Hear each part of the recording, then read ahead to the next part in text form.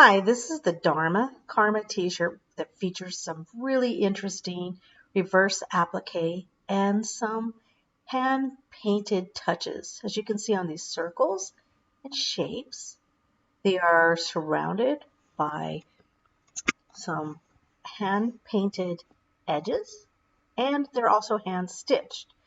The top fabric is cut away and reveals the bottom fabric. The result is a handmade kind of boho look. It's really easy to do. There's a lot of options for you.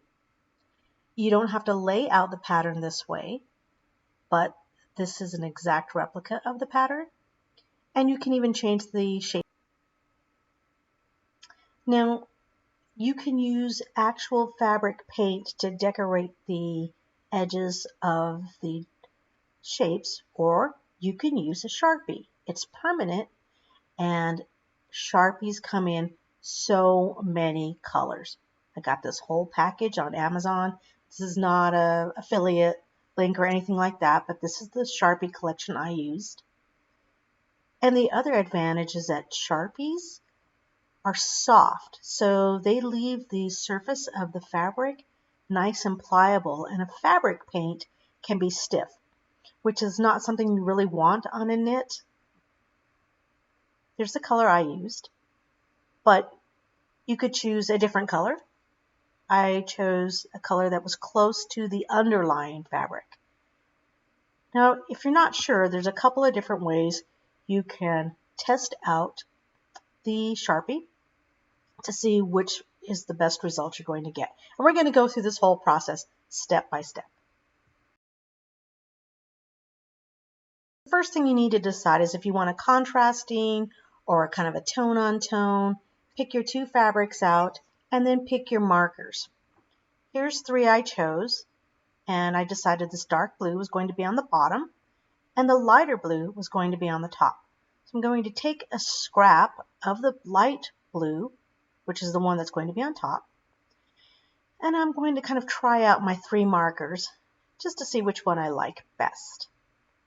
So I just take a scrap of fabric and go ahead and just try out your markers, whether again it's contrasting or similar, by drawing a little line, coloring it in a little bit, the same way we're going to be doing around the shapes. Here's a kind of a light purple, but you never know what it's going to look like on your fabric. So I really encourage you to go ahead and do this before you paint your actual pattern piece. There's a slightly darker color, and all of these incidentally were a lot darker than I thought. Now I'm going to cut out just a sample for you to understand the whole process. This could be, for example, a pocket, and you could even use the pattern to do the design on any fabric. It doesn't have to be the Darma Karma pattern. So here you can see I've marked out a pocket just to give you an idea. I'm going to trace a couple of the designs somewhere within the pocket space. I'm using a piece of cardboard to protect my surface from getting ink on it. It is permanent. And I'm going to paint about a 1/4 or 3/8 of an inch border all around the shapes. I'm going to go back and fill it in. It doesn't have to be particularly neat. Remember, we're going to sew inside of the circle, so some of it's going to be cut away. Now, I added some little eyelashes around the edges just because I thought it looked kind of cool, kind of tie-dye-ish. This is entirely up to you how you want to decorate it. Now, here's the bottom fabric, obviously underneath your fashion fabric on top. And what we're going to do to affix these two is we're going to take some heavy thread. I used orange top thread that I normally use for top stitching on jeans.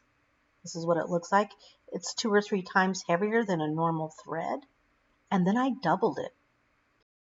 I'm going to do a running stitch about halfway or 2/3 of the way through the painted area. I'm not being particularly careful, but you might want to be. Also, you could do a chain stitch. In any case, I kind of like the rustic look. I'm going to go all the way around my painted area, and then I'm going to carefully remove the inner circle, which will reveal the fabric on the bottom. Remember to choose two fabrics that are the same weight and to cut them in the same grain direction.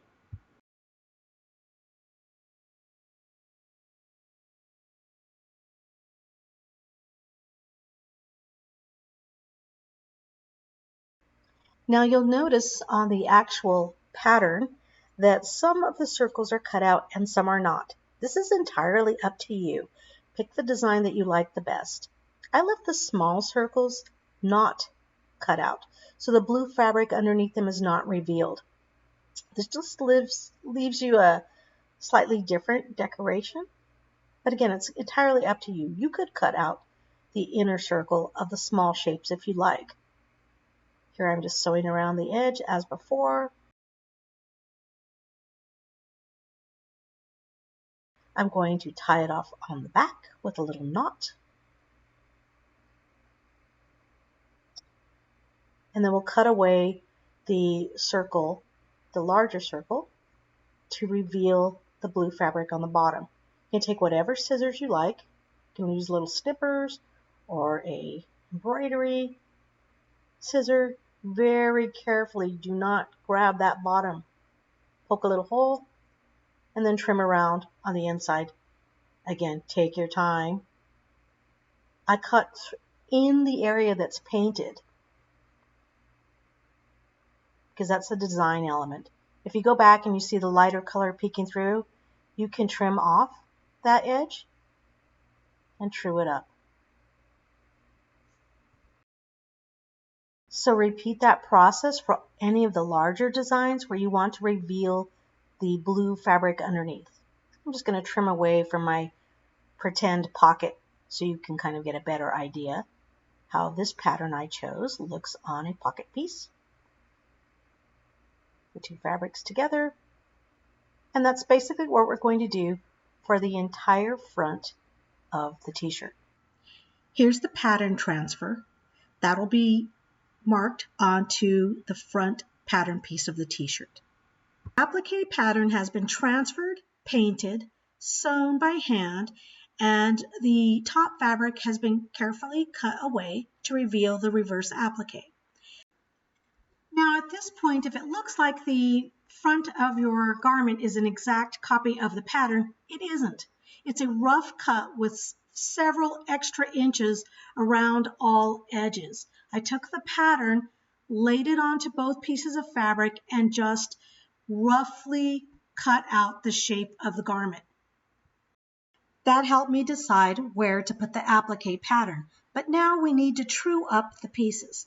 The first thing we're going to do is attach the two pieces of fabric together so we can treat them as one. Generously pin around the two pieces of fabric and then lay out your pattern. Now you can't cut this on the fold, so you need to find the center, carefully lay your pattern piece down, mark it with chalk or a pen, flip it over, and do the same thing to the other side. Once you're done marking, you'll need to take a basting line of stitches about an inch inside the marked area. You will sew this basting stitch all the way around your pattern. Again, this needs to be inside the sewing and cutting line.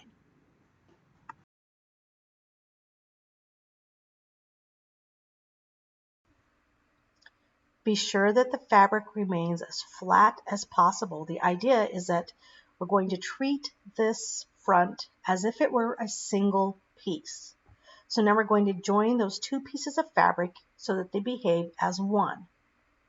Once you've basted all around the perimeter, I'm going to rough cut the pattern out.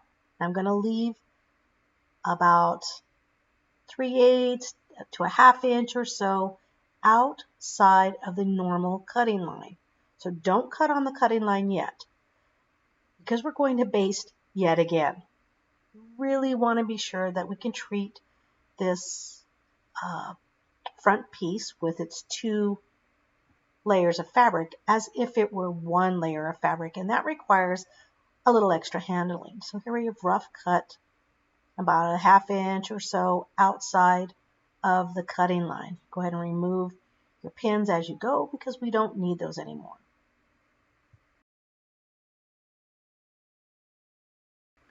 Here's what it looks like front and back. You can see the basting line around the perimeter. And we're going to take it to the machine and machine baste just inside the cutting line. There you can see we've done that. If you look closely, you can see there's the hand basting, about 1 inch in, machine basting, and there's our chalk marked cutting line. Now you'll see the chalk mark line is where we're going to cut. That's the actual cutting line for the pattern. There it is. It's the furthermost out marking that we have. So take your scissors, lie your fabric as flat as possible, or use a rotary cutter if you wish, and let's carefully remove that excess fabric cutting along the cutting line mark. That's the mark in chalk from the pattern piece.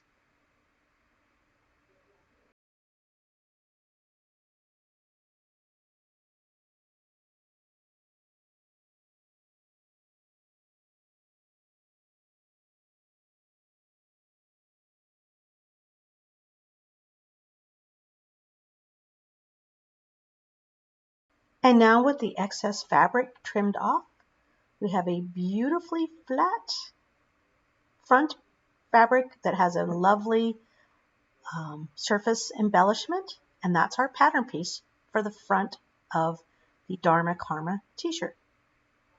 But again, you could do this on another t-shirt or even a jacket if you like.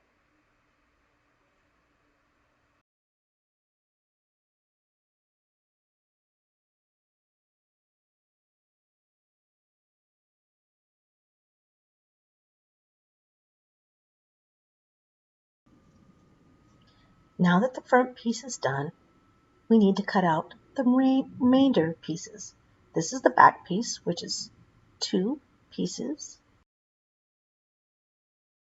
The sleeves and the neckband will be cut out of the same contrasting fabric used on the front. The neckband will be 2 inches wide and roughly 30 to 36 inches long. We'll trim it up later to the size we need. Use the stretchiest edge of your fabric and be sure on your pattern pieces to transfer all of the matching marks. We are cutting out a couple of bands. Really only need one, but I like to have an extra. Safety stitch on my overlocker, I'm going to first sew the back seam. I like to cut a notch at the beginning of the serger seam because it just makes the seam go a little bit easier. And there is the finished stitch. Notice that I have pinned outside of the sewing line so I don't have to mess with pins while I'm using my serger. There's the seam.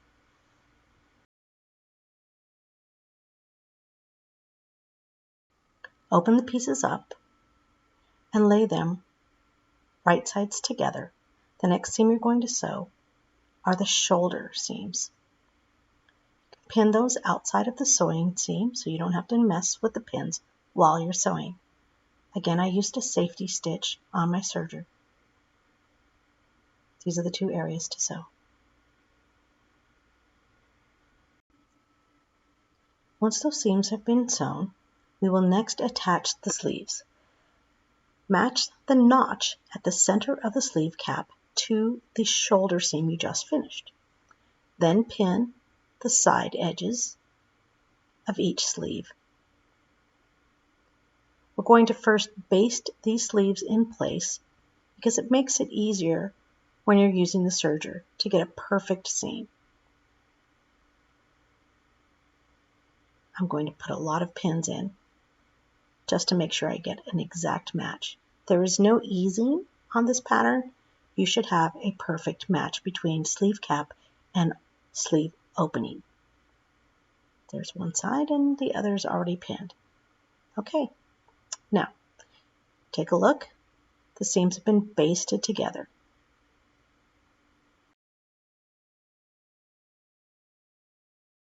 Once the seam is basted, you can take it to your machine and finish it. I used again a safety stitch on my serger. The next seam we're going to do is the long seam that goes down the sleeve and all the way down the body. Take your pattern, right sides together, carefully pinning the intersection where the existing seam already is. That's the sleeve to the body, front and back. I want to match those seams as carefully as possible, inserting the pin in the ditch, folding one seam allowance forward and one seam allowance back. You can pin this at an angle if it helps keep those seam allowances in the right direction. Go ahead and pin the rest of the seam line. Now go ahead and finish the seam. Again, I used a 4-thread safety stitch on my serger. Both side seams are sewn. I used a white thread, but it doesn't matter. You can't see it from the front. Now it's time to take out these basting stitches. Now, be extra careful. You've put so much work into this beautiful blouse. And remove those basting stitches all along the perimeter. They're big, so it should be easy. Okay, the next thing we're going to do is very carefully, without stretching, measure the neckband. This is my tip for a perfect neckband. Find the measurement. Here it's 27.5. Take that measurement, fold it in half, and subtract 1 inch from the folded amount. Cut your folded strip that same number. Now, sew the short edges together, as you can see here. Open the seam flat, fold it in half, and mark a pin at the center front. The other pin is the center back. Matching up the center back seam, carefully make a little notch in the center front if you don't have one there already. Pin the band, matching the center front notch to the pin and the center back seam to the center back seam of your blouse. That I have basted the binding edge together. You don't have to do this, but I find you get a better result if you take the time and baste the edges of your binding with a little tiny zigzag.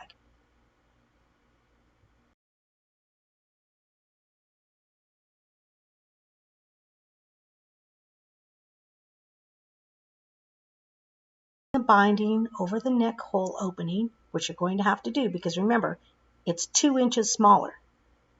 Carefully pin all the way around the neck binding, and then take it to your sewing machine or your serger and finish the raw edges.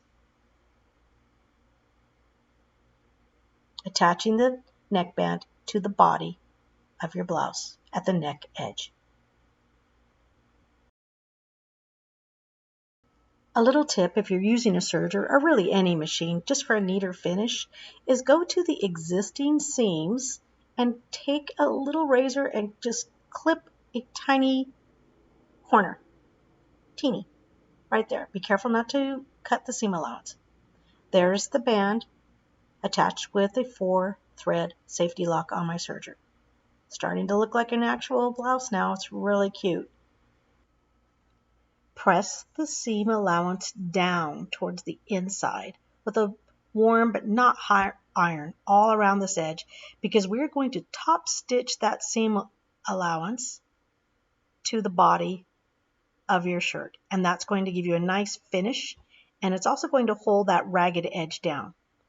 Here's what it looks like. This is just a simple zigzag, as you can see, all the way around, and it's going to just catch the very edge of your seam allowance. Well, look at the inside. You can see it's now lying flat. This will be a lot more comfortable. You don't have to do this step, but I promise you, you'll like your shirt and you'll wear it more if you have this extra little comfort added.